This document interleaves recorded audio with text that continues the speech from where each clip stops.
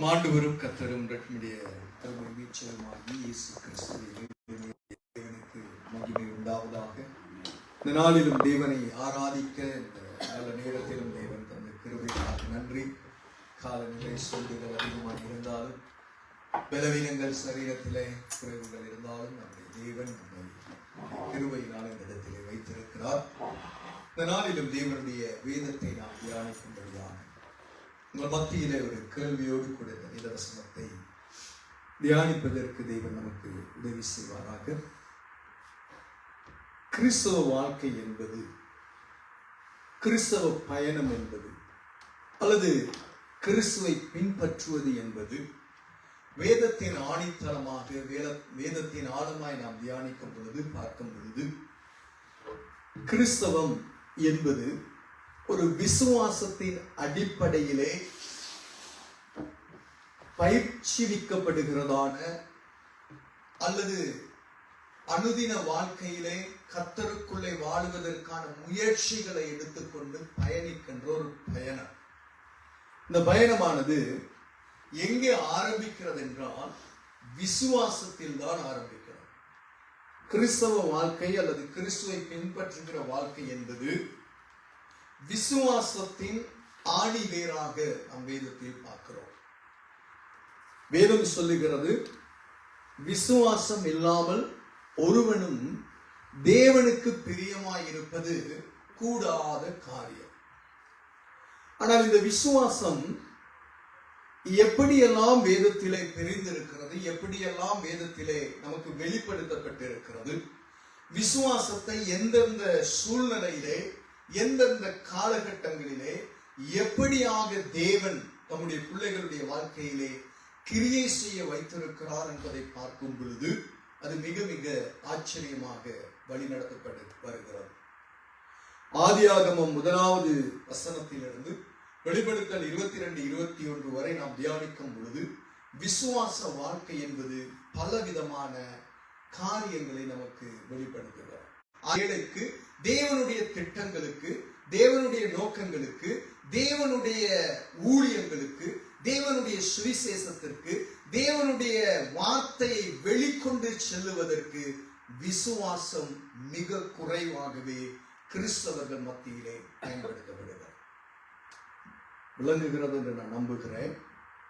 அநேக விசுவாசம் நமக்காக, நம் குடும்பத்துக்காக, நம் பிள்ளைகளுக்காக, நம் தேவைக்காக நாம் விசுவாசத்திலே கர்த்தரை நோக்கி ஜெபித்தால், கர்த்தரை நோக்கி கேட்டால், எனக்கு இதை செய்வார், என் குடும்பத்துக்கு இதை செய்வார் என்பதிலே மாத்திரம் கிறிஸ்தவ உலகம் இன்றைக்கு லிமிட்டட் பண்ணப்பட்டிருக்கிறது. அதை தாண்டி வருகிறது கிடையாது. அதை தாண்டி முன்னோக்கி செல்லுகிறதற்கான இருதய சிந்தை அநேக கிறிஸ்தவர்களுக்கு இன்னைக்கு உலகத்தில் கிடையாது. ஒரு சிலர் மாத்திரமே, விரல் விட்டு எண்ணக்கூடியவர்கள் மாத்திரமே கர்த்தருக்காக விசுவாசத்தை வளர்க்கிறவர்களாக, விசுவாசத்திலே ஜெயம் கொள்ளுகிறவர்களாக, விசுவாசத்திலே கர்த்தருடைய ராஜ்யத்துக்காக பயணித்து பிரயாசப்பட்டு வேலை செய்து கர்த்தருக்கென்று எழும்பி பிரகாசிக்கிறவர்களாக ஒரு சிலர் மாத்திரமே இன்னைக்கு உலகத்தில் வாழ்கிறார். நாம் எந்த இடத்திலே இருக்கிறோம்? நாம் எங்கே இருக்கிறோம்? நம்முடைய கிறிஸ்தவ விசுவாசம் எங்கே இருக்கிறது? வேதம் சொல்லுகிறது, கிரியை இல்லாத விசுவாசம் செத்தது. இந்த நாளிலே செய்தியின் தலைப்பு, நம்முடைய விசுவாசம் ஜீவன் உள்ளதா செத்ததா? நம்முடைய விசுவாசம் ஜீவன் உள்ளதா செத்ததா? இதுதான் இன்றைக்கு செய்தியின் தலைப்பு. யாக்கோபினுடைய புத்தகம் 2வது அதிகாரம் 17வது வசனத்தை எடுத்தவர்கள் வாசிப்போம். Book of James, New Testament after Hebrews. எபிரேயருக்கு அடுத்த புத்தகம், புதிய ஏற்பாட்டிலே தமிழ் புத்தகத்திலே 314வது பக்கம், 2வது அதிகாரம் 17வது வசனம். அப்படியே விசுவாசமும் கிரியையில்லாது இருந்தால், விசுவாசமும் கிரியைகள் இல்லாதிருந்தால் தன்னிலே தானே செத்ததாயிருக்கும். வேதம் சொல்லுகிறது, அங்கே உதாரணம் ஒன்று மேலே காட்டப்படுகிறது. ஒரு மனுஷன் பசியில் இருக்கும் பொழுது அல்லது குளிர்ல இருக்கும் பொழுது அவனுக்கு வஸ்திரத்தை கொடுக்காம சாப்பிட கொடுக்காம நீ போய் நல்லா சாப்பிட்டு நீ குளிர் காய்ந்து நீ இழைப்பாருன்னு சொன்னா அது செத்த விஷயம். ஒரு மனிதனுடைய தேவையில அவனுடைய நிலைமை தெரிஞ்சு கொண்டும் கர்த்தருடைய பாத்துக்குவார் நீ போய் வான்னு சொல்லுகிறவன் கஞ்சத்தனம் பிடித்தவன். அவன் கர்த்தருடைய ராஜ்யத்துக்கு பிரயோஜனமற்றவன்.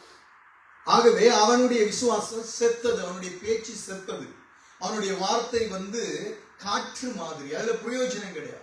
பட் ஒரு மனிதனுடைய தேவையை அறிந்து அந்த மனிதனுக்கு ஆண்டவருடைய அன்பை சொல்லுகிறது போலவே நம்முடைய வாழ்க்கையில அவனுடைய தேவைகளை சந்திப்பதற்கு நாம் செய்கிற உதவிதான் அவனுடைய வாழ்க்கையில் ஒரு நம்பிக்கையை ஏற்படுத்துகிறது.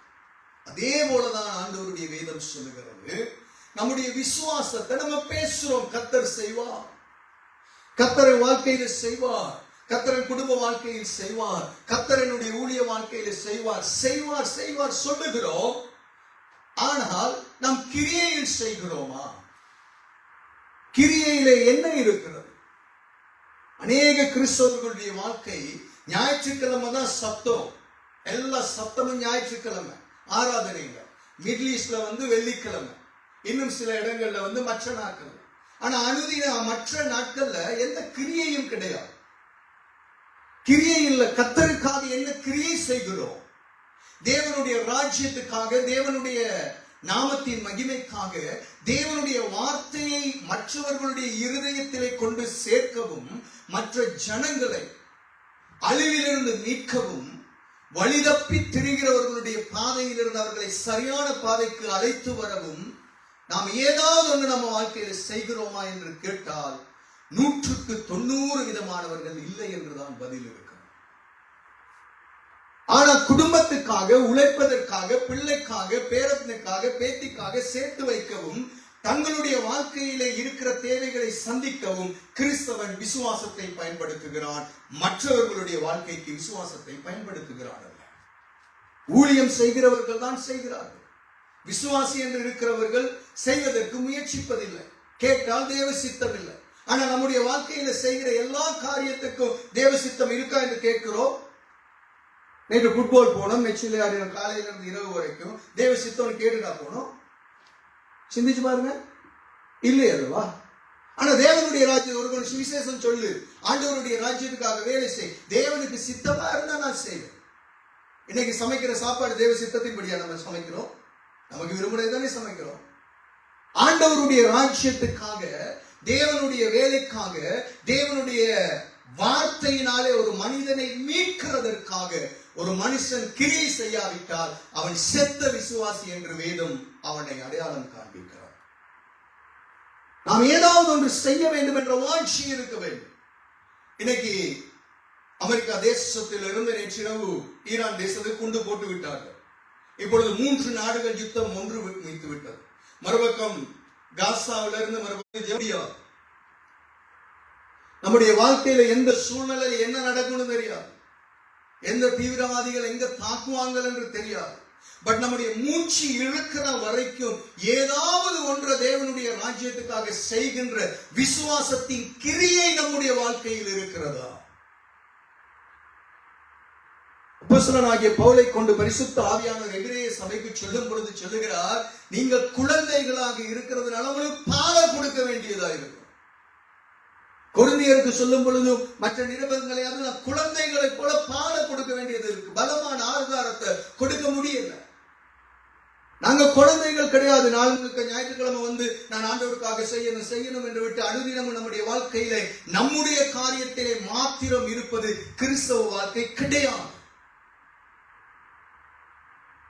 தேவனுடைய காரியத்துக்கு நேரம் கொடுக்கிறதுக்கு அதிகமானவர்களுக்கு இன்னைக்கு கிறிஸ்தவ சபைகள்ல நேரம் கிடையாது. பெரிய சபைகளா இருக்கட்டும், சின்ன சபைகளா இருக்கட்டும், அந்த ஞாயிற்றுக்கிழமை ஒரு நாள் தான் அவர்களுடைய எல்லா பலனும். மற்ற 6 நாளும் தன்னுடைய காரியம் தான். ஆகவே விசுவாசத்தை 3ஆ பிரிக்கிறது வேதம். நம்முடைய தனிப்பட்ட வாழ்க்கையில நமக்குள்ள ஏற்படுத்த விட வேண்டிய ஆவி ஆத்மா சரீரத்துக்குள்ளே மாற்றங்களுக்கான விசுவாசம் 1. 2வது தன்னுடைய மனைவி பிள்ளைகள் தன் குடும்பத்துக்கான விசுவாசத்திலே நாம் வளர வேண்டியது 2வது. இது தேவை. இது இல்லாம அடுத்தபடி நம்ம போக முடியாது. ஆனா நான் என்னுடைய கேள்வி என்னவென்றால், 10 வருடம் ஆகியும் 15 வருடம் ஆகியும் 20 வருடம் ஆகியும் 30 வருடம் ஆகியும் ஆண்டவரை அறிந்தும் இன்னும் இந்த 2லே தானே கிறிஸ்தவன் இருக்கிறான். அந்த 2 தாண்டி போகிறான் இல்லை. எத்தனை வருடம் ரட்சிக்கப்பட்டு ஆகிவிட்டது. இந்த 2க்காகத்தான் காலம் முழுக்க ஜெபம், காலம் முழுக்க நம்முடைய போராட்டம் அங்கதான் இருக்கு, நம்முடைய எதிர்பார்ப்பு அங்கதான் இருக்கு. என் சரீர சுகம், என்னுடைய ஆவிக்குரிய சுகம், என்னுடைய ஆத்மாவுக்குரிய சுகம் மாத்துங்க ஆண்டவரே, நான் விழுந்துடுறேன் ஆத்மா மாத்துங்க மாத்துங்க. இதேதான் ஜெபம். இது தேவை, நான் இல்லை என்று சொல்லவில்லை. அதே டைம் நம்முடைய பிள்ளைகள், நம்முடைய கணவன், நம்முடைய மனைவி, நம்முடைய சகோதரன், நம்முடைய தாய் தகப்பன், அவர்களுடைய ரட்சிப்பு, அவர்கள் தேவை, அவர்களுடைய சுகம், அவர்களுடைய சாமா வாங்கணும், காரியங்கள் இருக்கு. ஞாயிற்றுக்கிழமை சேர்ச்சுக்கு வரணும், கொஞ்ச நேரம் நம்ம ஃபன் பண்ணணும், போகணும். தேவ ஜனமே, காலத்தை நாம் புரிந்து கொள்ள வேண்டும். காலங்கள் எங்க மாற்றம் அடைந்திருக்கிறது என்பதை புரிந்து கொள்ள வேண்டும். எலியா எலிசா அவர்கள் கூட அந்த காலத்திலே சொத்து சேர்க்கிறது, அந்த வீடுகளை வாங்குறது, சோப்புகளை சேர்க்கிறது காலமா என்று சொல்லி எச்சரித்தார்கள் ஜனங்களை. ஏன்னா அதுக்காக அவர்கள் வாங்காதவர்கள் அல்ல, இருக்கக்கூடாது என்ற அர்த்தம் இல்லை. அவர்களுடைய எண்ணம் எல்லாம் அங்கதான் இருந்தது. அதனால புதிய ஏற்பாட்டில் இயேசு சொன்னாரு, உன்னுடைய பொக்கிஷம் எங்க இருக்கோ அங்கதான் உன் இருதயம் இருக்கும். ஆனா நம்முடைய பொக்கிஷமும் பரலோகத்தில் இருக்க வேண்டும். பரலோகத்தில் இருந்தா பரலோக தேவனுடைய சிந்தை நமக்குள் இருக்கு. கொலோசியர் 3வது அதிகாரத்தில் வாசிக்கும் பொழுது வேதம் சொல்லுகிறது, நீங்கள் கிறிஸ்துவோடு கூட எழுந்தது உண்டானால் கிறிஸ்து தேவனுடைய வலது வாரசிலே வீற்றிருக்கிற மேலானவைகளை தேடுங்கள். கீழானவைகளை அல்ல, மேலானவைகளை தேடுங்கள். கிறிஸ்தவர்களுக்கு இன்னைக்கு கண்கள் கட்டப்பட்டு கொண்டிருக்கிறது. இந்த உலகம் கட்டி வைத்திருக்கிறது. இந்த உலகம் உன்னுடைய வாழ்க்கையை மட்டும் நீ பார், இதை தாண்டி போயிடாத. 5 நாள் வேலை செய்ய, ஃபுல் டைம் என்னென்ன வேலை உனக்கு வர முடியுமோ ஓ டைம் வர முடியும் வச்சோன்னு அப்படியே இருக்கிறேன்னா உனக்கு கொஞ்சம் பணம் வரும், அதுல நீ செட்டிஸ் ஆயிரு. நீ அதுல பல விஷயங்கள் செய்யற, அதை செய். பிள்ளைங்களுடைய படிப்பு அடுத்த ஸ்டெப், அடுத்த ராஜ்யத்துக்கு அடுத்து என்ன பண்ணணும், நான் இதை படிச்சு இதை முடிச்சா அடுத்த டிகிரி எல்லாம் என்ன பணம் சம்பாதிக்கிறது தான். கடைசியில எல்லாம் அதுதான். சம்பாதிச்சா நல்ல ஒரு ஸ்தானத்துக்கு வரலாம். ஐயா, மனுஷன் உலகம் முழுவதையும் ஆதாயப்படுத்தினாலும் தன் ஜீவனை நஷ்டப்படுத்தினால் அதற்கு ஈடாக எண்ணத்தை கொடுப்பான் என்று இயேசு எழுப்பின அந்த உரத்த சத்தத்துக்கு ஒரு பதில் இன்னைக்கு எந்த மனிதனாலும் கொடுக்க முடியாது. இயேசுவினுடைய வார்த்தை ஜீவன் நம்முடைய இருதயத்தை அம்பாக குத்தி கிழிக்கிறது. நல்ல கவனிங்க, நம் பூமியில வாழ்ந்திருக்கிறது தேவனுடைய சித்தம், அதுல எந்த சந்தேகமும் இல்லை. நல்லா கவனிக்கணும். நான் இப்படியாப்பட்ட காரியங்களை சொல்லுகிறதுனால நீங்க எல்லாம் தரித்திரரா இருக்கணும் அப்படிங்கறத நான் பேசுகிறதே கிடையாது. நீங்க வாழ்ந்து இருக்கணும், செழித்து இருக்கணும், நல்லா இருக்கணும், நல்லா என்ஜாய் பண்ணணும். நீங்க கஷ்டப்படுறீங்க 5 நாள், நீங்க ஆண்டவருக்குள்ள நல்லா வெக்கேஷன் போகணும், நாடுகளுக்கு போக, எல்லாம் செய்யுங்க. பட் அது எல்லாமே நம்முடைய வாழ்க்கையில் தேவை. அது கூட இல்லாம ஸ்ட்ரெஸ் ஆகி இருக்காதீங்க. அதை நீங்க நல்லா என்ஜாய் பண்ணுங்க, நான் வேணாம் என்று சொல்லல. பட் ஸ்டில் அந்த ஒரு கிழமையில ஒரு நாள் ஏதாவது ஒரு கொஞ்ச நேரம் தேவனுடைய ராஜ்யத்துக்கென்று விசுவாசத்தின் அடுத்த ஸ்டெப் எடுக்கிறோமா? ஏதாவது ஒண்ணு யாரையாவது உருவாக்குவதற்கு. ஐயா, நான் ஆயிரங்களை சொல்லல, லட்சங்களை சொல்லல, கோடிகளை சொல்லவில்லை. ஒரு மனிதனை ஆண்டவருக்குள்ள வழி நடத்துவதற்கு, 2 மனிதரை வழி நடத்த, ஒரு வருஷத்துல ஒரு 5 பேர் 10 பேரை, அல்லது குறைஞ்சது வருஷத்துல ஒரு 3 ஆத்துமாக்களை கர்த்தருக்குள் நான் வழி நடத்துவேன் என்று அவர்களுக்காக நேரம் செலவழிக்கிறோமா? தேடி போகிறோம் ஆத்துமாக்களை. அவங்க போனா கதைக்க மாட்டாங்க. நமக்குன்னு ஒரு குறிப்பிட்ட குரூப்பை வச்சுக்கிட்டு நம்ம வாழக்கூடாது. அதிலே நம்ம கொண்டாட்டங்களை நடத்திக்கிட்டு வாழ்றது மாத்திரம் அது தேவை. பட் ஸ்டில் அழிகிறவர்களை நாம் தேடி செல்ல வேண்டும். ஏதாவது ஒரு முறையில இங்கதான் செய்யணும் என்று இல்லை, வேற நாடுகள் இருக்கிறவர்கள் தொடர்பு கொள்ளலாம், போன்ல பேசலாம், அவர்களை வழி நடத்தலாம். ஒரு 1/2 மணி நேரம் அவர்களோட இணைஞ்சு ஜெபிக்கலாம் அல்லவா? கிறிஸ்தவனுக்கு இதெல்லாம் குறைந்து விட்டது. காரணம், இயேசு சொன்னார், மனுஷகுமாரன் வரும் பொழுது பூமியிலே விசுவாசத்தை, ஏன்னா உலகம் அங்கங்க கட்டி வைத்திருக்கிறது. விசுவாசத்தில் ஆட்டம் காணுகிறது இன்றைக்கு கிறிஸ்தவ உலகம். ஏன் ஆட்டம் காணுகிறது தெரியுமா?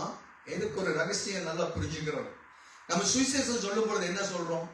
நீ இயேசு கிட்ட வா, உன் பிரச்சனை எல்லாம் முடிச்சு. இயேசு கிட்ட வந்தா என்ன முடிஞ்சிடும்? நீ கடன் பட்டு இருந்தா அவர் என்ன செய்வாரு? வட்டியை கட்டுவாரு. நீ வாங்கியிருந்தா அவர் வட்டியை கொடுப்பாரு. அப்படிதான் நம்ம பேசுறோம். உன் வியாதியை சுகமாக்குவாரு. இதுதான் நமக்கு தெரிஞ்ச சுவிசேஷம். இதைத்தான் சொல்லுகிறோம். அது மனுஷனுக்கு தேவை இல்லை என்றல்ல, ஆனால் சுவிசேஷம் அது அல்ல. நீ மந்திரவாதிகிட்ட போனா உனக்கு மாட்ட மாறுதுன்னு எத்தனை பேர் போறான். நூலை கட்டுனா, தாயத்தை கட்டுனா, உன் வீட்டுல ஒரு தேசிகாவை தொங்க வச்சா, உன் வேன்ல கூட ஒரு தேசிகாவை தொங்க வச்சா நல்லா ஒரு நம்புறவன் இருக்கிறான் உலகத்துல. ஆனா நம்முடைய எதிர்பார்ப்பது இல்ல. நம்முடைய வாழ்க்கையின் நோக்கம் இயேசு சொன்ன சுவிசேஷம் கொண்டு செல்லுவது. என்ன? இயேசு மரித்ததும் அடக்கம் பண்ணப்பட்டதும் அவர் உயிரோடு எழுந்ததுமான ரகசியமாகிய பாவ மன்னிப்பாகிய ரட்சிப்பை ஒரு மனிதனுக்குள் கொண்டு வர வேண்டும். அவன் அதுக்குத்தான் கொண்டு வரணும். கேம்பில் இருக்கிறவங்க, ரிஃப்யூஜி சென்டர்ல இருக்கிறவங்க நம்ம டார்கெட் என்ன? நீ வாயா, அவருக்கு விசாவை தருவார். இயேசு சொன்னாரா நீ வா நான் விசா தாரேன்னு? இன்னைக்கு அப்படி அவன் வருவான், கொஞ்ச நாள் இருப்பான், விசா கிடைக்கல, இன்னொரு இடத்துக்கு ஓடுவான். அங்க போனா அவரு ஜெபிச்சா, இல்லாட்டி அவர் மந்திரம் ஓதுனா, அவர் பூசை பண்ணா, அங்க தேங்காவை மந்திரிச்சா எல்லாம் நடக்கும்னு ஓடுவான். கிறிஸ்தவ வாழ்க்கை இன்னைக்கு தலைகீழாக மாறி இருக்கிறது. கிறிஸ்தவம் தலைகீழாக மாறி இருக்கிறது. வேதம் கொடுக்கிற சத்தியத்தின் சுவிசேஷத்தை தலைகீழாக மாற்றி உலகம் போதித்துக் கொண்டிருக்கிறது. ஆனால் நீங்களும் நானும் சரியாக ஓடணும். குழம்பி போய் இருக்கிற உலகத்துல ஒருத்தரை ஓட நம்மளை அழைக்கல. குழம்பி இருக்கிற உலகத்தை சரிபடுத்தி நேராய் நிறுத்துவதற்கு தேவன் நம்மை அழைத்திருக்கிறார். நீ உலகத்துக்கு ஒத்த வேஷம் தரிக்காது. அதைத்தான் ஆண்டவர் சொன்ன, உலகத்துக்கு ஒத்த வேஷம். குழம்பி போயிருக்கிறதுல நீயும் குழம்பிக்கிட்டு தெரியாது. அதுக்கு இல்ல நான் உன்னை அழைச்சது, அதுக்கு இல்ல நான் உன்னை தெரிந்து கொண்டது, அதற்கல்ல உனக்காக நான் ரத்தம் சிந்தினது. குழம்பி இருக்கிற தடுமாற்றமாய் கோணல் மாணலாய் ஓடுகிற இந்த பொல்லாத சந்தியிலே, இந்த மாறுபாடான சந்ததியிலே நீ ஒருவனாய் எழும்பி நின்று, நோவா அன்றைக்கு எழும்பி நின்றது போல, பேதுரு எழும்பி நின்று பேசினது போல, அப்போஸ்தலனாகிய பவுல் தீனாள் என்கின்ற அந்த ஆலயத்திற்கு விரோதமாய் எழும்பி நின்று பேசினது போல தேவ பிள்ளை நீ பேசு இயேசுவின் நாமத்துல. அதுதான் விசுவாசம். அதுதான் அந்த கட்டிடம் கட்டப்படுகிறது. முடிந்தவங்களால் உதவிகளை செய்யுங்க. இன்னும் 25 லட்சம் ரூபாய் எங்களுக்கு தேவைப்படும். நாங்கள் தான் செய்து கொண்டிருக்கிறோம். வேற யார் எங்களுக்கு பணம் தருகிறேன்? நான் ஒரு ஆள் ஸ்வீடன்ல, நியூசிலாந்துல இப்படி இருக்கிறவங்க மாறி மாறி நாங்கள் செய்து அந்த எடுத்து ட்ரக்ஸ் அடிச்சு வீணா போய் இருக்கிறவங்கள, தூள் அடிச்சு அவங்க வாழ்க்கையை அடிக்டட் ஆகி இருக்கிறவங்கள இரவுல வீடுல போய் கூட்டிட்டு போலீஸ் மாதிரி போறது. அப்படிதான் நம்ம டீம் வந்து செயல்படுது.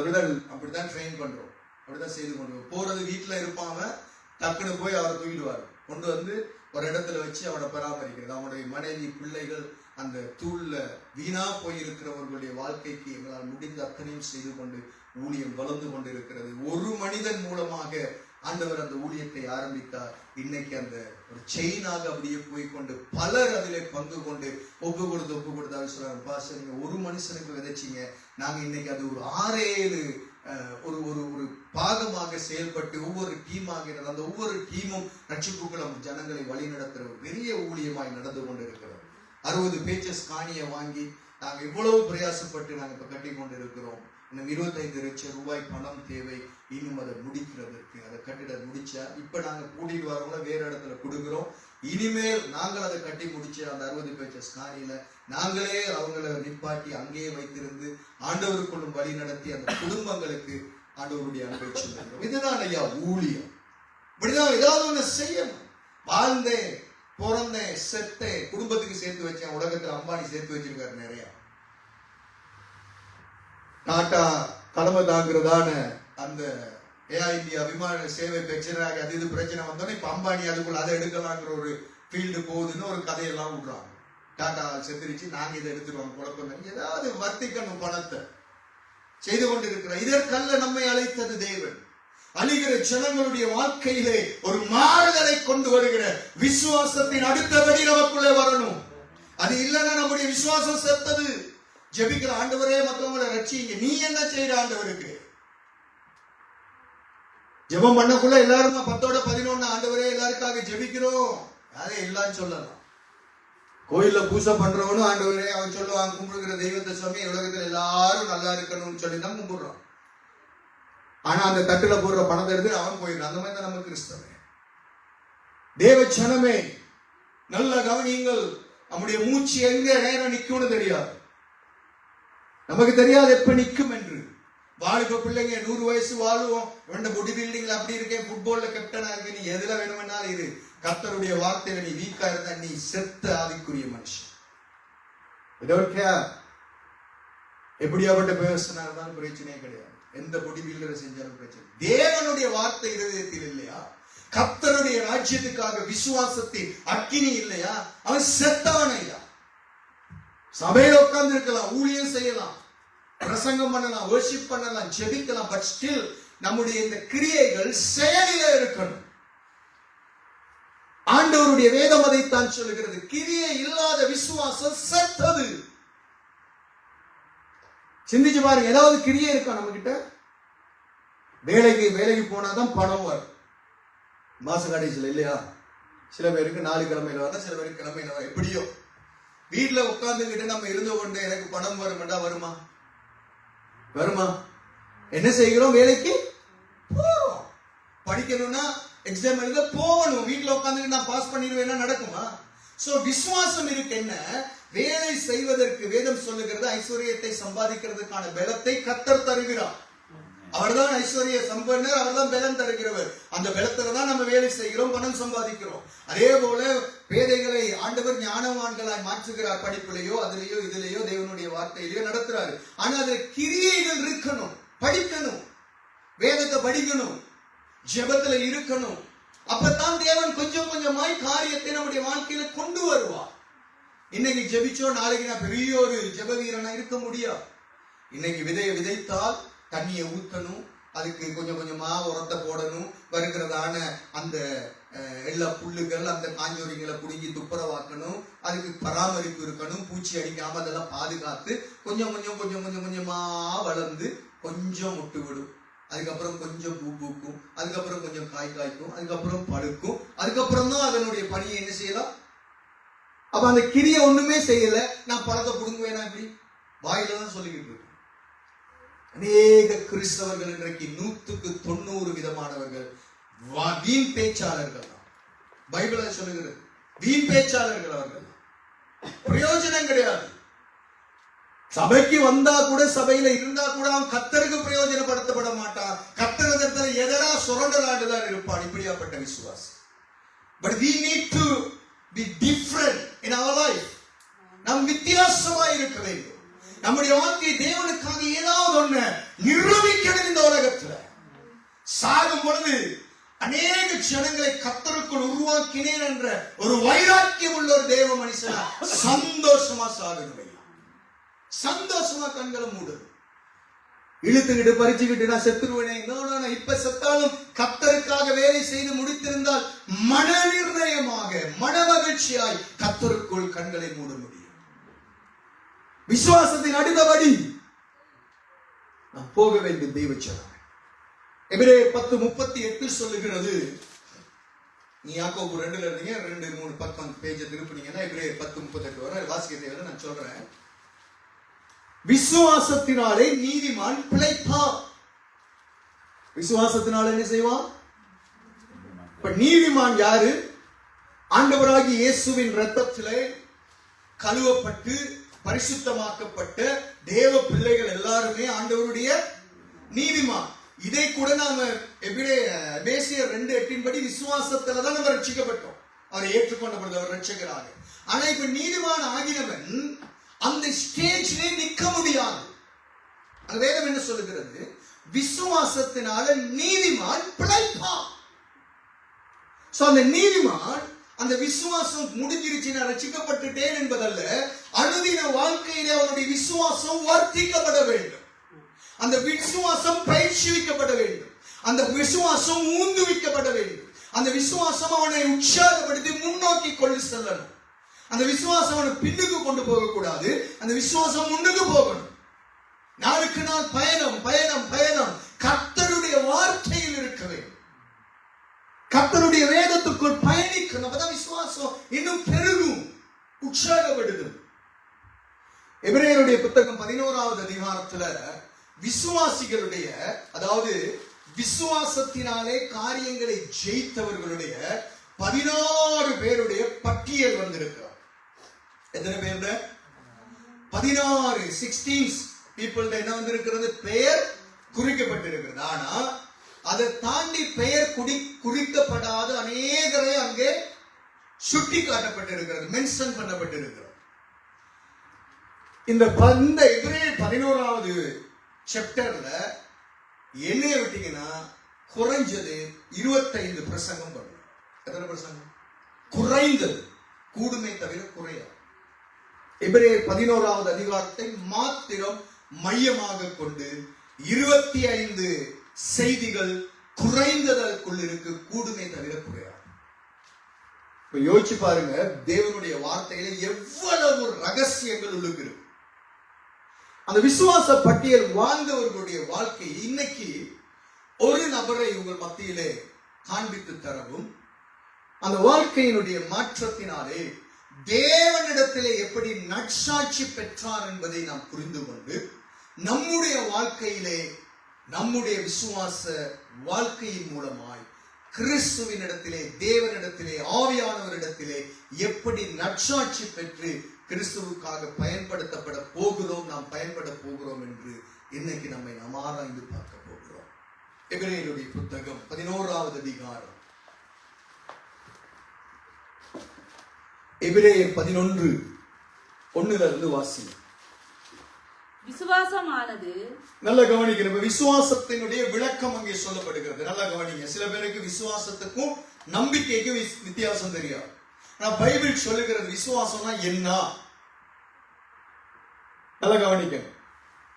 ஆங்கிலத்தில் எப்படி இருக்கு? அப்ப முதலாவது வசனம். Now faith is the assurance of things hoped for, the conviction of things not seen. Hope என்பது நம்பிக்கை, faith என்பது விசுவாசம்.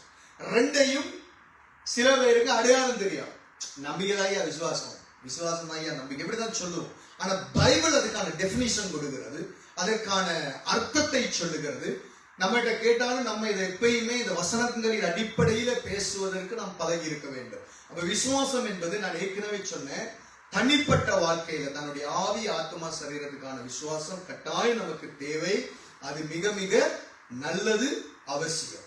அதே நேரத்துல நம்முடைய குடும்பம், நம்முடைய மனைவி, கணவன், பிள்ளைகள், பேர பிள்ளைங்க, நம்முடைய அம்மா, அப்பா, சகோதரங்கள், பாட்டி, தாத்தா, யாரா இருந்தாலும் அவர்களுக்கான விசுவாசம் நமக்கு தேவை. அவர்களுடைய வாழ்க்கையில தேவன் நான் ஜெபித்தால் இதை செய்வார் என்ற விசுவாசம். மூணாவது, நம்முடைய விசுவாசம் எப்படி இருக்கணும்? இது ரெண்டும் பேசிக். இது ரெண்டு என்னது? பேசிக். இது அடிப்படை. இது சாதாரணமா எல்லா கிறிஸ்தவங்கிட்டையும் இருக்கு. ஆனா அதிலேயே நம்ம நிக்க கூடாது என்பதுதான் என்னுடைய கருசனை, அதுதான் என்னுடைய வாஞ்சி, அதுதான் இந்த சபையிலே நான் விதைக்கின்ற ஒரு விதை. அதை தாண்டி ஒன்று கர்த்தருக்காக நான் செய்யணுங்கிற விசுவாசம், தேவ ராஜ்யத்துக்காக நாம் பயன்படுத்தப்படுகிற விசுவாசம். இத ரொம்ப கம்மி, இன்னைக்கு ரொம்ப குறைவு. அதை இந்த சபையில உங்கள் மத்தியிலே அனலாக்க நான் ஆசைப்படுகிறேன்.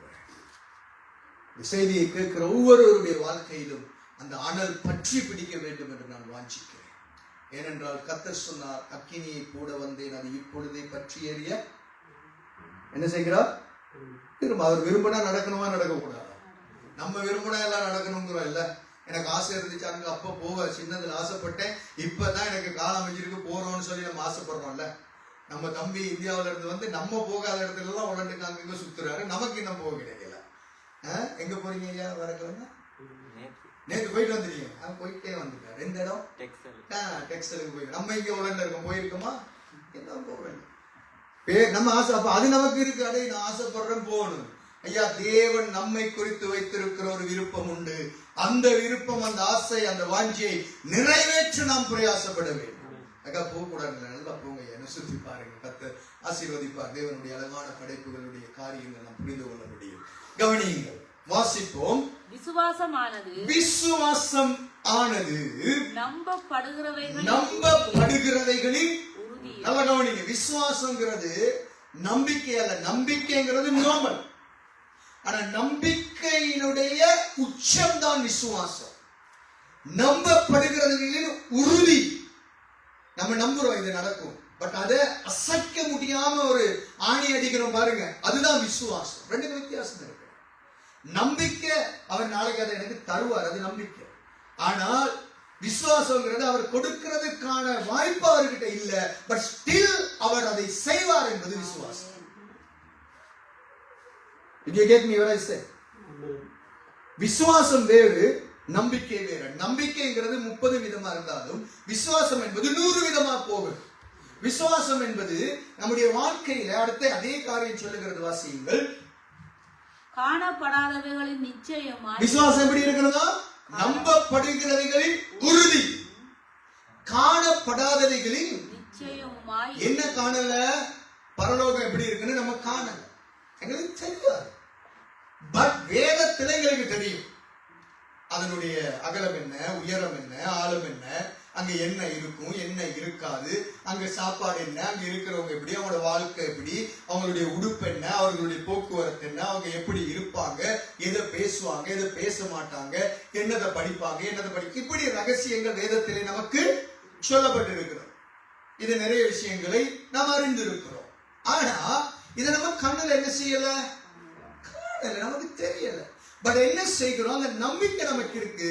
அதே நேரத்தில் நாங்க என்ன செய்கிறோம்? இது அத்தனையும் தேவன் எனக்காக வைத்திருக்கிறார், ஒரு நாளிலே நான் அதை சுதந்தரிப்பேன் என்று உறுதியாய் இருப்பதுதான் விசுவாசம். ரெண்டுக்கும் வித்தியாசம் இருக்கு. இப்படி சொல்லிட்டு வாசிங்க. அதனாலே முன்னோர்கள் இந்த விசுவாசத்தினால், அந்த உறுதியினால, அந்த அசைக்க முடியாத அந்த நிச்சயத்தினாலே முன்னோர்கள் என்று யாரை சொல்லுகிறது? ஆதாம்ல இருந்து இந்த எபிரேய நிருப ஆக்கியோன் எழுதுகிறதான இந்த காலம் வரைக்கும், அந்த முதலாவது நூற்றாண்டு கிறிஸ்துவின் ஆண்டு காலம் வரைக்கும் வாழ்ந்ததான முன்னோர்களை சுட்டி காட்டி, எடுத்து காட்டி, அவர்களுடைய வாழ்க்கையை அங்கே வைத்து வேதம் நமக்கு பேசுகிறது. என்ன சொல்லுகிறது? நற்சாட்சி பெற்றார். என்ன செஞ்சாங்க? நற்சாட்சி பெற்றார். மறுபடியும் அதனாலே முன்னோர்கள் என்ன பெற்றாங்க? அப்படின்னா என்னது? என்னது நற்சாட்சினா? என்ன? ஆமா, நற்சாட்சினா நல்ல, நற்சாட்சிங்கிறது என்னது? நல்ல சாட்சி. யாருகிட்ட பெற்றாங்க? யாருகிட்ட? கடவுள் கிட்ட, நம்முடைய தேவன் கிட்ட. ஏன்னா மனுஷங்கிட்ட ஈஸியா பெற்றலாம். ஏன்னா நான் மறைமுகத்தில் என்ன செய்யறேன்னு உங்களுக்கு தெரியாது. நான் பிரசங்கம் பண்ணும்போது தான் நீங்க பாக்குறீங்க. நான் கதைக்கும் பொழுது நல்லா பட்டரை பூசி கதைக்கலாம். அதை வச்சு நீங்க என்ன சொல்லுவீங்க? என்னைய விஜய் நல்ல மனுஷன். ஆனா விஜயனுடைய அந்தரங்க வாழ்க்கை யாருக்கு தெரியும்? மனுஷங்கிட்ட சாட்சி பெறுறது ஈஸி. இயேசு இதை யோவான் 5வது அதிகாரத்துல சொன்னார், மனுஷனுடைய சாட்சியை ஏற்றுக்கொள்கிறது அல்ல, அதுல பிரயோஜனமும் கிடையாது. ஆனா யோவான் ஸ்நானகர் என்னை குறித்து சாட்சி கொடுத்தா, அவனை குறித்து நீங்க அறிஞ்சிருக்கிறதுனால அவனுடைய சாட்சியை நீங்க உங்களுக்கு நான் சொல்றேன். பட் என்னை குறித்து சாட்சி கொடுக்கிறவர் யாரு? பரலோகத்தில் இருக்கிற பிதா. நமக்கு அந்த ஆசை இருக்கா? நமக்கு அந்த வாஞ்சை இருக்கா? என்னுடைய வாழ்க்கையை தேவன் சாட்சி கொடுக்கணும். முன்னோர்கள் ஆதாமை குறிச்சு தேவன் சாட்சி கொடுக்கல, ஏவாளை குறிச்சு சாட்சி கொடுக்கல, காயினை குறிச்சு சாட்சி கொடுக்கல. அதுக்கப்புறம் வந்ததான எத்தனையோ பேர், நோவானுடைய பிள்ளைகளை எல்லாரையும் சாட்சி கொடுக்கல. ஆனா இந்த யோசிச்சு பாருங்க, ஆதாமுடைய காலத்திலிருந்து முதலாவது நூற்றாண்டு வரைக்கும் ஒரு 6000 கால பகுதி இந்த வேதத்தினுடைய சில காரியங்கள் எழுதப்பட்டிருக்கு. 16 பேருடைய பெயர் தான் வந்திருக்கு. 16 பேருடைய பெயர் மட்டும்தான். சாமுவேல் அதோட நிறுத்திக்கிட்டு மற்ற தீர்க்கதரிசிகள் அவங்க இவங்க பார்த்தாலும் ஏசாயா, எரேமியா இவங்கெல்லாம் வரும். ஆனா எல்லாரும் சபையில எத்தனை லட்சம் இருந்தாலும் பிரச்சனை இல்லையா, சபையில 10 பேர் இருந்தாலும் பிரச்சனை இல்லை, எத்தனை பேருக்கு அவர் சாட்சி கொடுக்கிறார் என்பதுதான் முக்கியம். நல்ல கவனிக்கணும். ஐயோ அந்த சபையில நிறைஞ்சு வழியட்டும், யாருக்கு என்ன பிரயோஜனம்? நல்லது, கர்த்தருக்குள்ள வந்தா சந்தோஷம். நிறைஞ்சு வழிஞ்சா பாஸ்டருக்கு சந்தோஷம், நல்ல தசமபாகம் வரும், காணிக்க வரும், நிறைய சாப்பாடு வரும், நிறைய பகிர்ந்து கொடுப்பாங்க, அதெல்லாம் நடக்கும். பட் தேவனுக்கு அதுல சந்தோஷம் இருக்கா? That is the question we need to ask every day in our life. அப்படி ஒரு கேள்வியை நம்ம எந்த நாளும் கேட்கணும்.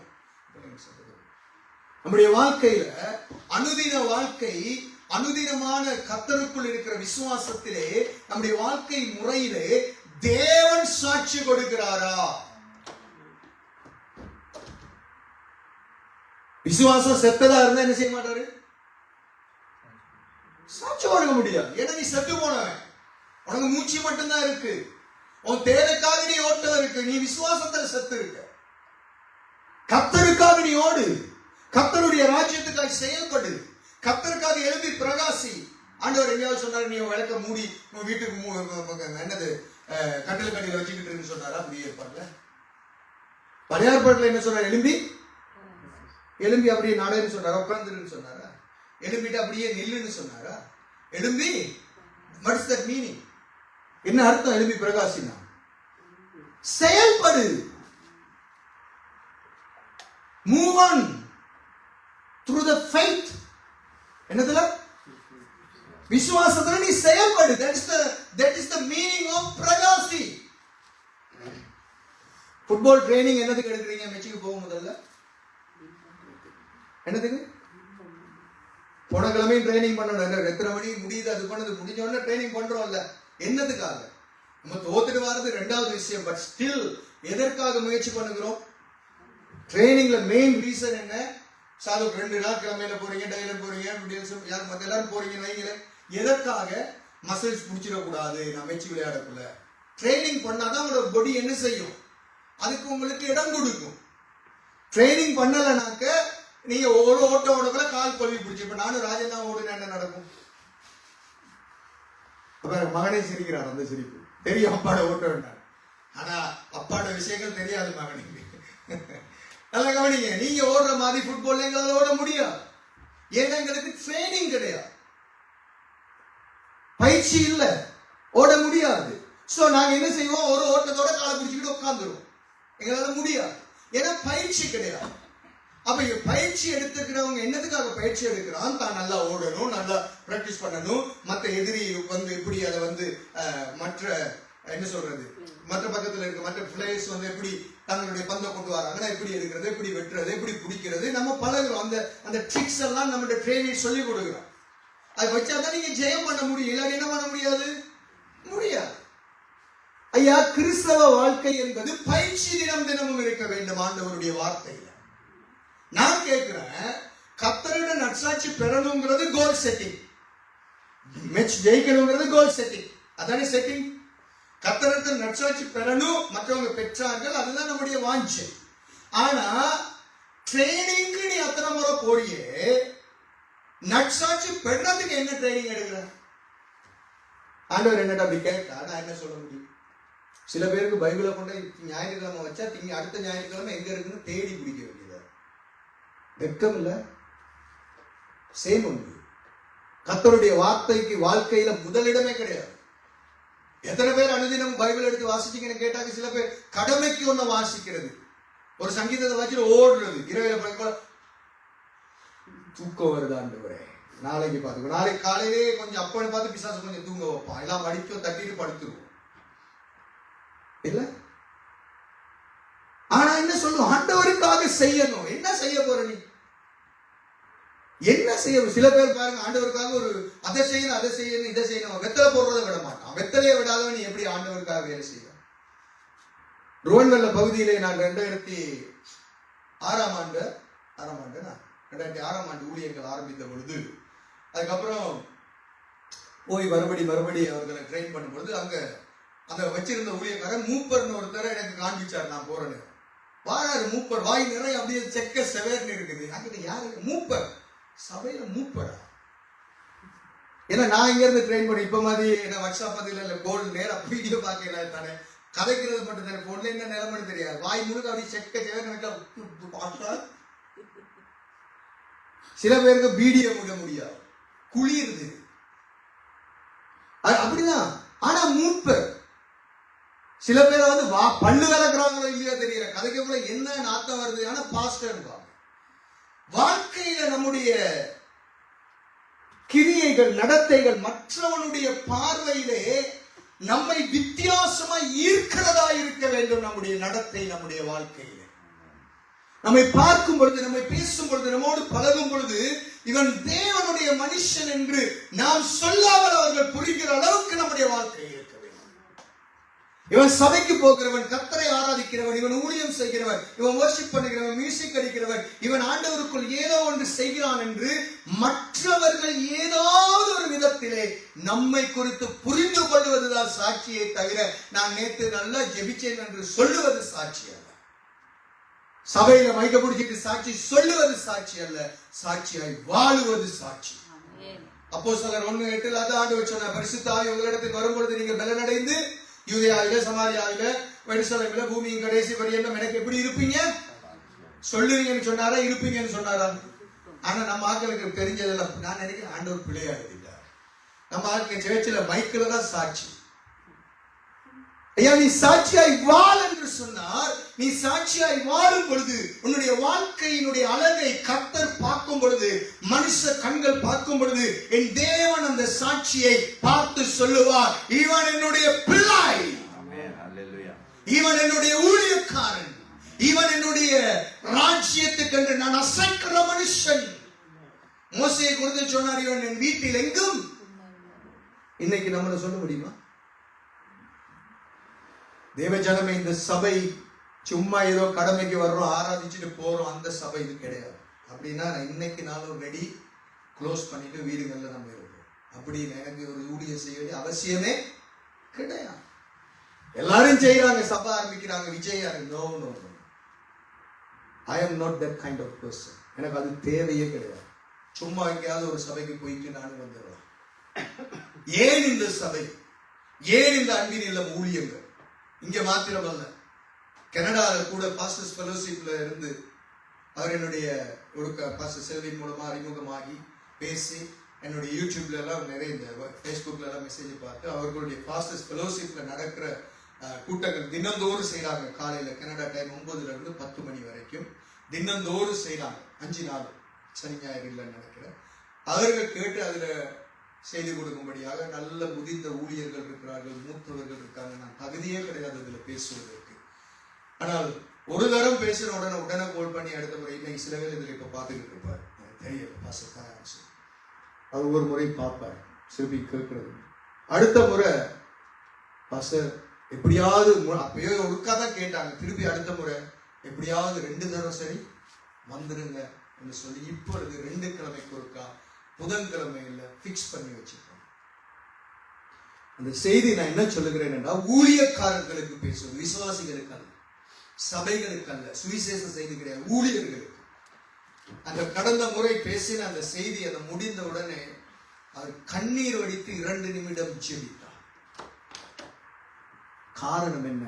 தேவனுடைய வார்த்தையின் ஜீவன் அவ்வளவு இருக்கிறது அவர்களுடைய வாழ்க்கையிலே, அது செயல்படுகிறது.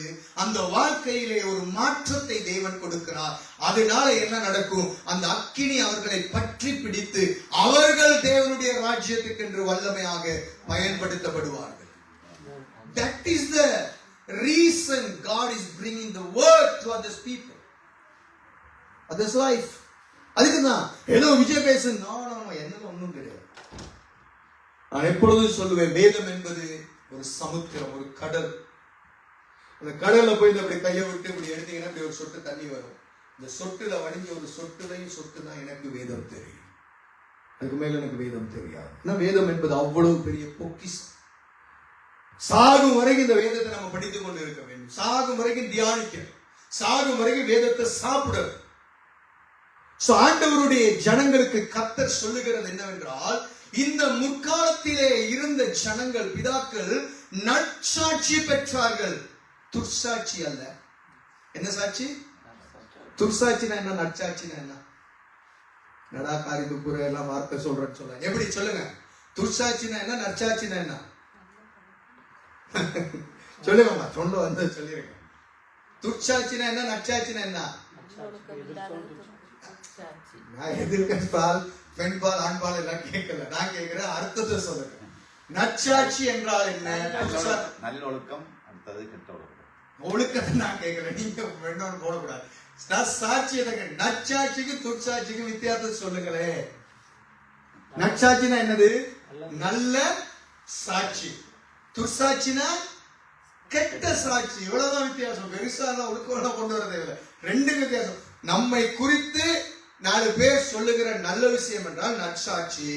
அதே விஷயத்துல நம்ம குறிச்சு ஆஹா எவ்வளவு நல்லவன் அப்படின்னு ஒரு நக்கலா சொன்னாலே அது என்னது? கெட்ட சாட்சி. எது என்னுடைய வாழ்க்கையில் செயல்படுகிறது, எதை நாம் இன்னைக்கு சம்பாதித்துக் கொண்டிருக்கிறோம்? நம்முடைய மனசாட்சி நமக்கு நல்ல சாட்சி கொடுக்குதா? முதலாவது நம்முடைய மனசாட்சி சொல்லுதா நீ ஆண்டவருடைய பார்வையில குற்றமற்றவனாய் இருக்கிறாய், ஆண்டவருடைய பார்வையில நீ பிரியமுள்ளவனாய் இருக்கிறாய், ஆண்டவருடைய வேதத்தின்படி உன்னுடைய வாழ்க்கையிலே சரியா எல்லாம் நடந்து கொண்டிருக்கிறது, ஆகவே உன்னுடைய வாழ்க்கை கர்த்தருக்கு பிரியமாய் இருக்கிறது என்று நம்முடைய மனசு சொல்லுதா? முதலாவது 199 பேருக்கு இந்த கேள்வியை கேட்டா பிரச்சனை. ஏன்னா நமக்கு தானே தெரியும் நம்ம யாருன்னு. உண்மையா இல்லையா? சேர்ச்சில எல்லாம் மன்னுறதுனால நல்ல சாட்சி கிடையாது. மனசாட்சிக்கு தெரியும் என்னுடைய பேச்சு இன்னைக்கு எப்படி இருந்துச்சு, மனசாட்சிக்கு தெரியும் என்னுடைய எண்ணம் எப்படி இருந்துச்சு, மனசாட்சிக்கு தெரியும் என்னுடைய கிரியை எப்படி இருந்தது, நான் என்ன செஞ்சேன், என்ன பேசினேன், என்னத்தை செஞ்சிட்டேன், எங்க இருந்தேன், எங்க போனேன், எங்க வந்தேன், எப்படி ஆண்டவரோட இருந்தேன், எப்படி உலகத்துல இருந்தேன், மற்றவரிடத்துல எப்படி இருந்தேன், மனசுக்கு தெரியும்.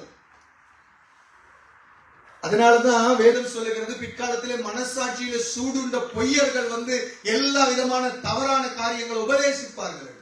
மனசாட்சி சூடுபட்டு போயிட்டா எப்படியும் வாழும். பட் வேதம் சொல்லுகிறது நீ நல் மனசாட்சி உள்ளவனாக வாழ வேண்டும்.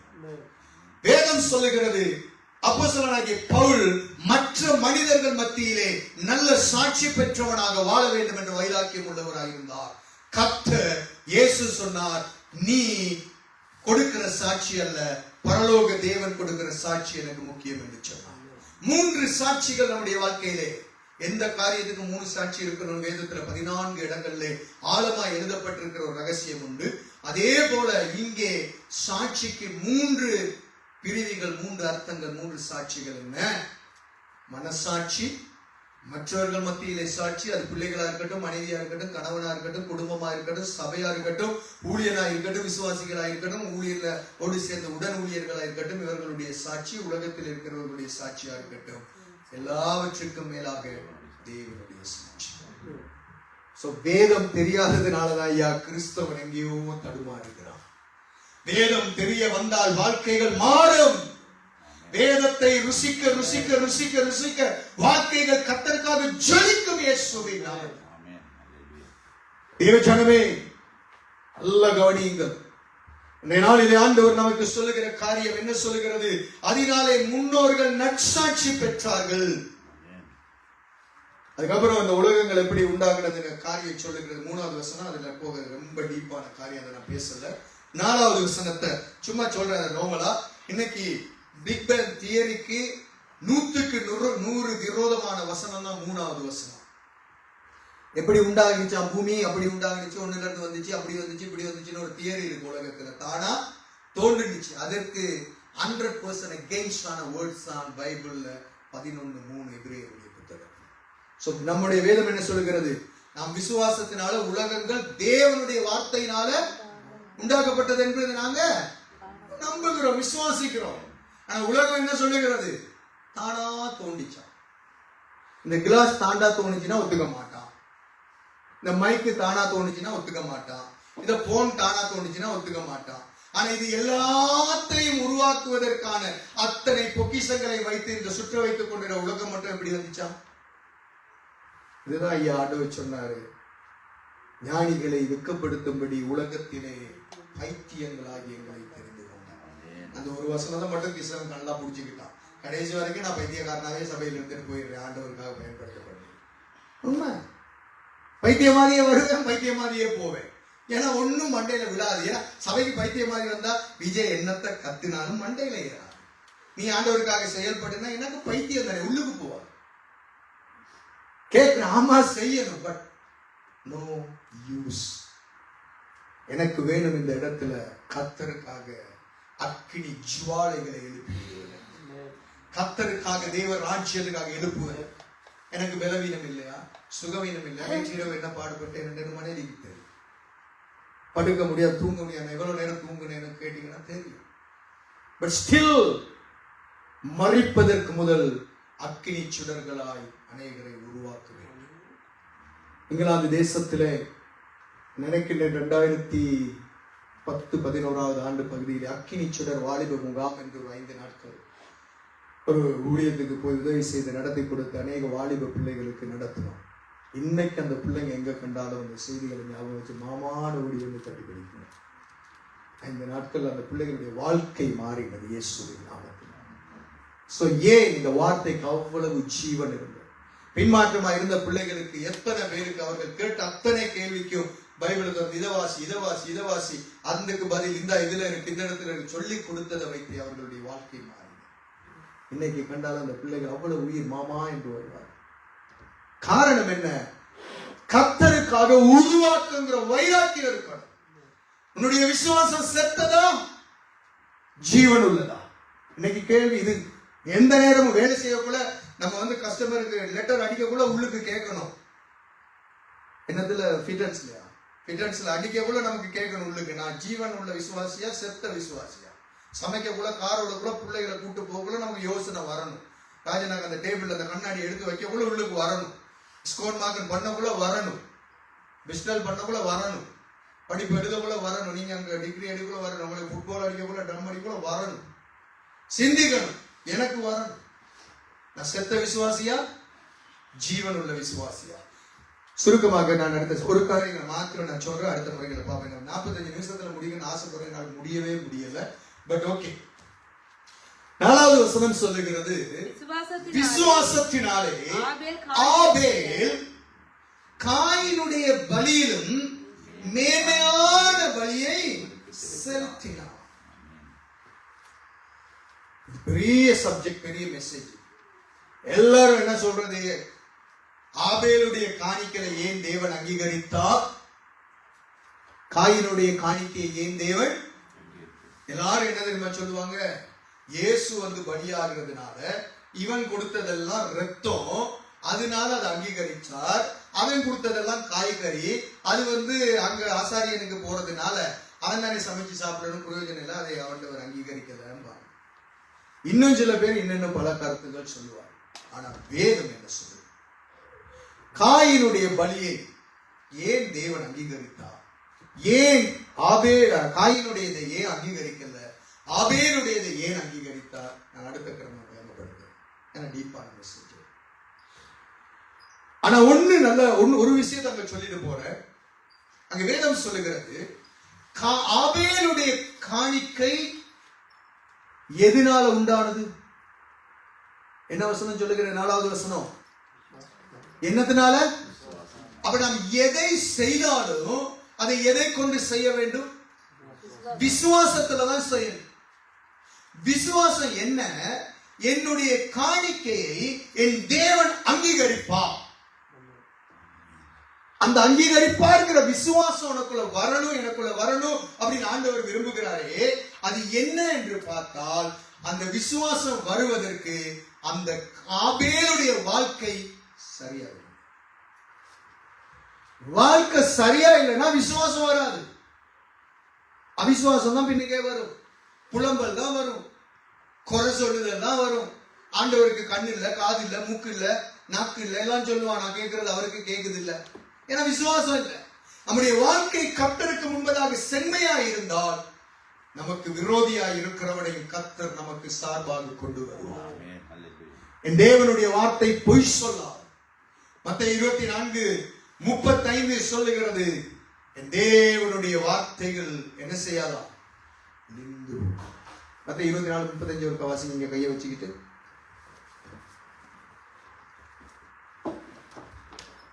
வேகமா இருக்கா? மத்தேயு அந்த நாளையும் 35 24:35 வானமும் பூமியும் ஒளிந்து போகும், என்னுடைய வார்த்தைகளோ ஒளிந்து போவதில்லை. அப்ப இயேசு சொன்ன வார்த்தை ஒளியுமா? அப்ப நம்ம விசுவாசிக்கணும் இல்ல. ஆண்டவரே, நீர் சொல்லி இருக்கிறேன் என் வாழ்க்கையில் இதை செய்வேன் என்று, என் குடும்ப வாழ்க்கையில் இதை செய்வேன் என்று சொல்லி இருக்கிறேன், என்னுடைய ஊழியத்திலே, என்னுடைய சமுதாய வேலை வாழ்க்கையிலே இதை செய்வேன் என்று நீர் வாக்குத்தத்தம் கொடுத்து இருக்கிறேன். கொடுத்திருக்காதான் கொடுக்கலையா? ஆனா என் வாழ்க்கையில் அது நடக்குது இல்லை ஆண்டவரே. ஆனா ஏன் நடக்குது இல்லைங்கிறத நம்ம ஆராய்ந்து பார்க்கணும். வேதம் சொல்லுகிறது, துன்மார்க்கனுடைய ஆலோசனையில் நடவாமல், பாவிகளுடைய வழியில இல்லாமல், பரியாசக்காரர் உட்காரும் இடத்துல உட்காராமலும் இருந்து, கர்த்தருடைய வேதத்தில பிரியமாய் இருந்து, இரவும் பகலும் அதிலே தியானமாய் இருக்கிற மனுஷன் பாக்கியவான், அவன் செய்வது எல்லாம்.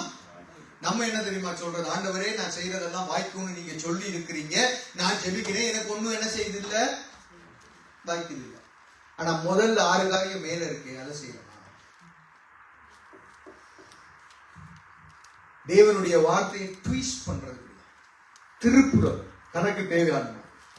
முதல்ல சொல்றாரு, நீ துன்மார்க்கனுடைய ஆலோசனையில என்ன பண்ணாத, நீ நடக்க கூடாது. முதல்ல உனக்கு எப்படி விசுவாசம் சரியா இருக்கும்? துன்மார்க்கனுடைய ஆலோசனையில நடந்தா என்னென்ன கள்ளத்தனம் பண்ண முடியுமோ பணத்துக்காக இந்த யூரோப்ல எத்தனை கிறிஸ்தவர்கள், எத்தனை ஊழியர்கள், எத்தனை காரியங்கள் களவுத்தனம் பண்றாங்க. எனக்கு தெரிய எத்தனையோ பேர் இருக்கிறாங்க.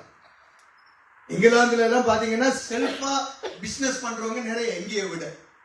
கிறிஸ்தவர்கள் ஊழியம் செய்கிறவர்கள், சபைகளுக்கு பொறுப்பா இருக்கிறவர்கள், அநேகம் பில்டிங்ஸ் ஒர்க் செய்வாங்க, நிறைய பேர். ஆனா அக்கவுண்டன்ட் வந்து ஹிந்துஸ். எனக்கு தெரியும் எத்தனை அக்கவுண்டன்ட்ஸ். அவர் ஒருவர் என்ன நல்ல ஃப்ரெண்ட். அவருக்கு ஆண்டவரை பத்தி சொன்னார், சிரிப்பாரு, நக்கலா சிரிப்பாரு. என்ன ரகசியம்னு சொன்னா, இவங்க அத்தனை பேரும் அவர்கிட்ட போய் கொடுக்கிற பேப்பர்ஸ் எல்லாம் கள்ள பேப்பர்ஸ்.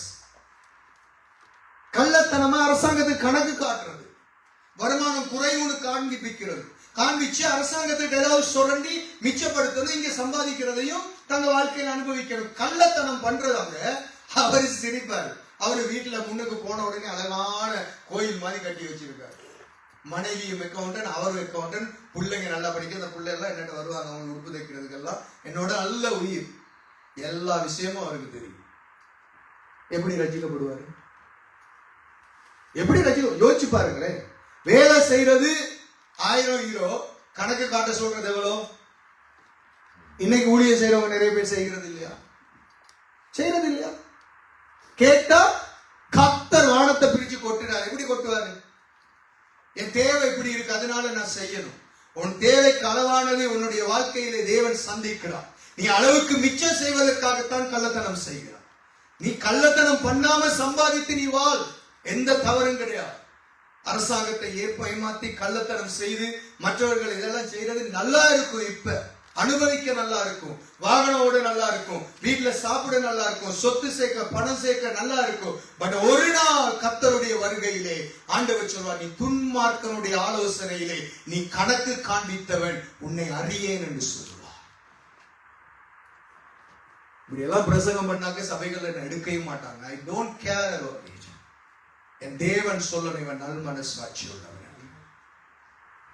என்னுடைய ஊழியம் தேவனுக்காக ஜனங்களை உருவாக்குவதை தவிர ஜனங்களை பிரியப்படுத்துவதற்கு ஊழியம் அல்ல.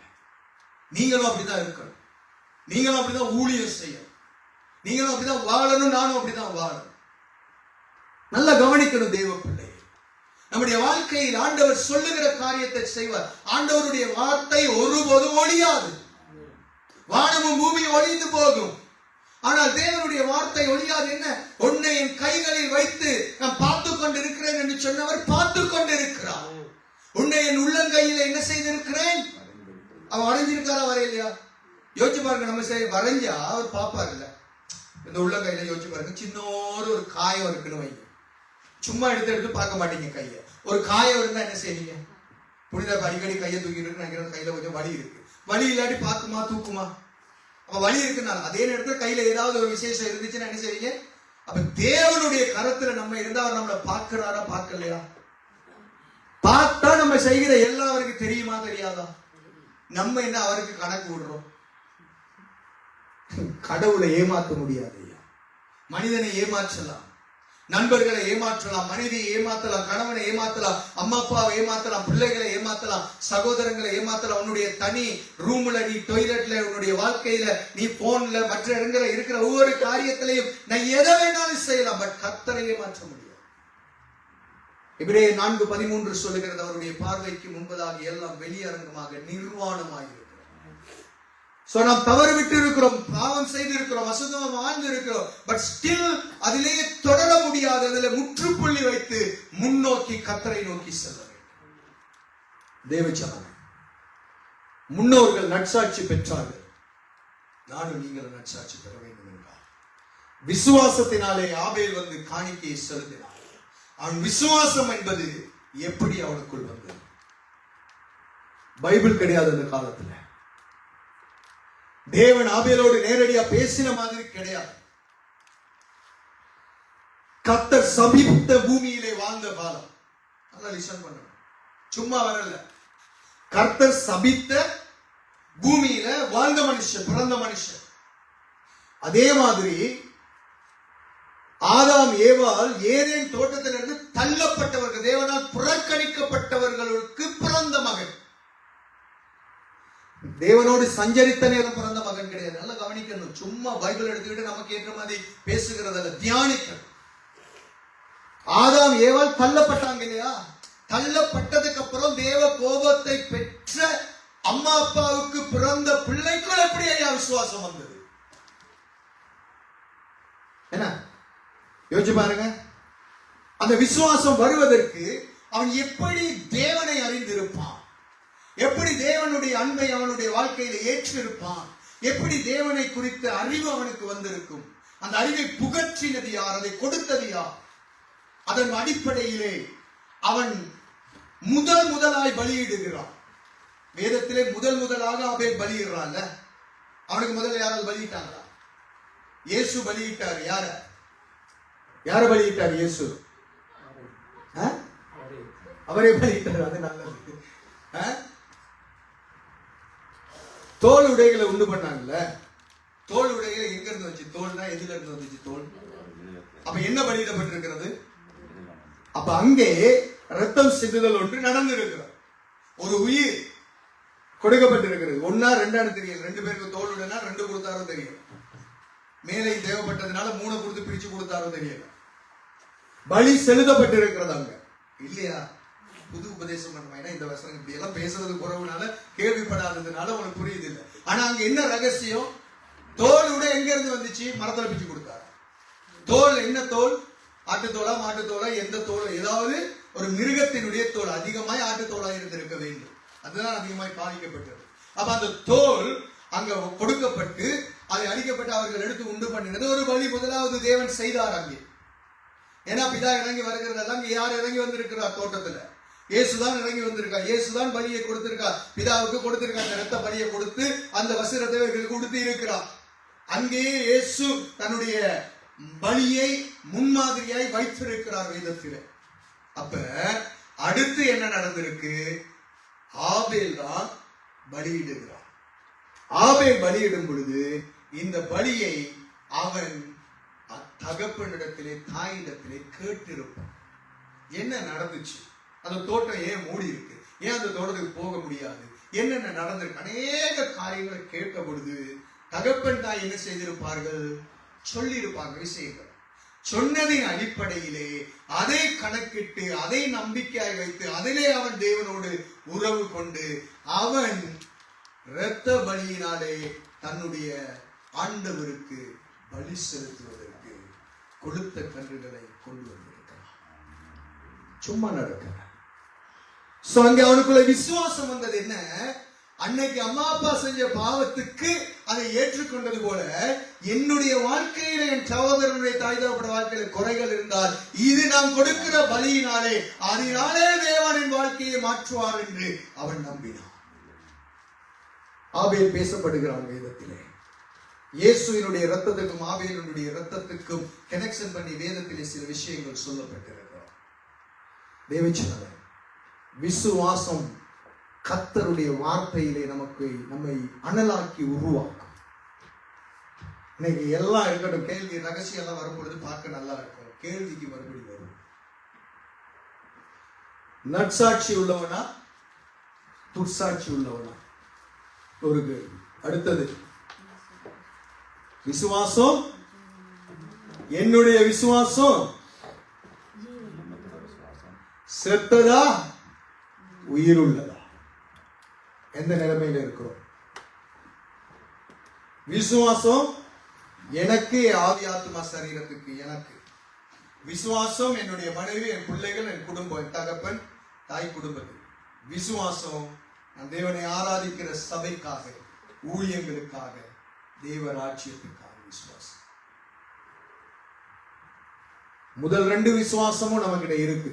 இல்லாட்டி கத்தி கொளறி அவருக்கு கண்ணீரை வடிச்சு மூக்கு சிந்தி சரி அதை அவரை இருக்க விடாம அது 2ஐயும் நம்ம ட்ரை பண்ணிடுறோம். அது பெண்களுக்கு ரொம்ப நல்லது. எங்க பார்த்தாலும் ஜெப கூட்டம்னா பெண்கள் தான் அதிகமா இருப்பாங்க. ஞாயிற்றுக்கிழமை ஆராதனையில ஆண்கள் அதிகம் இருப்பாங்க. இந்திய அரங்கில ஜெப கூட்டங்கள்ல அதிகமா இருக்கிறது யாரு? பெண்கள் தான். ஏன்னா அவங்களுக்கு தான் பிரச்சனையே கூட. வீட்டுல அவங்க தான் பிரச்சனைங்கிறது 2வது விஷயம். ஆனா அதிகமான பிரச்சனை யாருக்கு?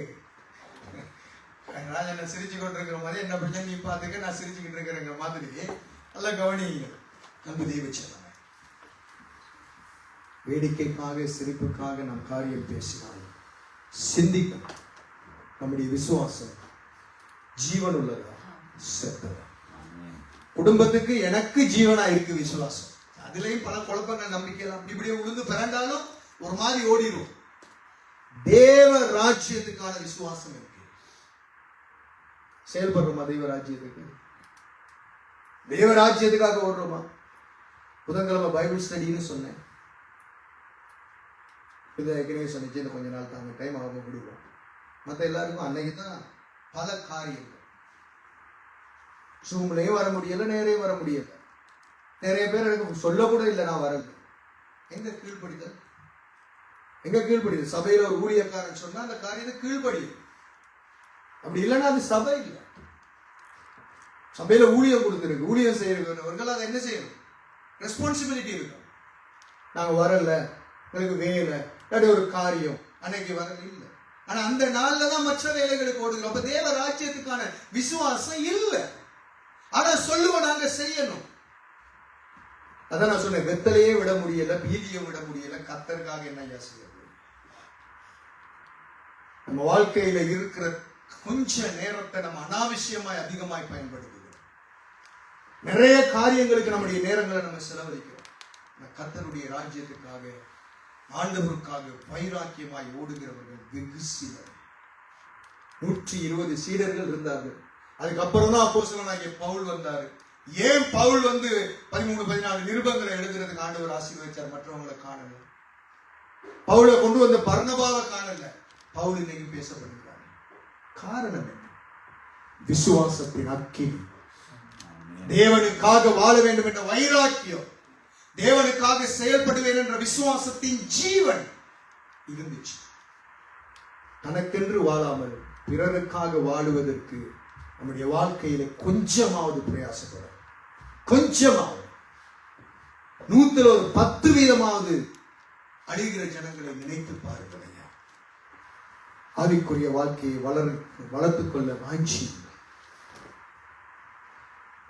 அன்பு தேவ ஜனமே, கண்களை மூடி நாம் எழுந்து தேவ சமூகத்தில் எங்களை தாழ்த்தி கர்த்தர் நம்மை வழிநடத்தும்படியாக ஆண்டவருக்காக ஒரு ஜீவனுள்ள சாட்சியா நான் வாழணும். ஆண்டவரே, முன்னோர்கள் நற்சாட்சி பெற்றார்கள். என் வாழ்க்கை நற்சாட்சி உள்ளதா இருக்கா? என்னுடைய வாழ்க்கையிலே தேவன் விரும்புகிற, தேவனுடைய இருதயத்துக்கு பிரியமான வாழ்க்கை நான் வாழுகிறேனா? என்னுடைய தேவைக்கு நான் எவ்வளவு ஓடுகிறேனே? 6 நாள்ல 7வது நாள் அந்த கொஞ்ச நேரம், அந்த 2 மணி நேரத்துல கொஞ்சம் கூடினா கூட நமக்கு கொஞ்சம் கஷ்டமா இருக்கிறது. ஆண்டவருடைய சமூகத்துல எவ்வளவு நேரம் நாம் நேரம் செலவழிக்கிறோம்? ஒரு தேவ செய்தி தேவ பாதத்தில் எடுக்க எத்தனை மணித்தியாளர்கள் முடிகிறோம்? எவ்வளவு நேரம் ஆண்டவரோடு செலவிட வேண்டி இருக்கிறது சத்தியங்களை தேடுவது. ஆண்டவருடைய நாமத்தின் மகிமைக்காக நாம் வாழ வேண்டும். தேவஜனமே, வீணான வாழ்க்கை, வெறுமையான வாழ்க்கை, ஏனோதானோ என்ற வாழ்க்கை அல்ல. விசுவாசத்தில் அடுத்தபடி செத்ததா ஜீவன் உள்ளதா? நம்முடைய வாழ்க்கையில் இன்னைக்கு நாம் உண்மை ஆராய்ந்து பார்ப்போம். தேவ சமூகத்தில் எங்களை தாழ்த்துவோம். ஆண்டவர்கிட்ட நாங்கள் சொல்லுவோம், ஆண்டவர்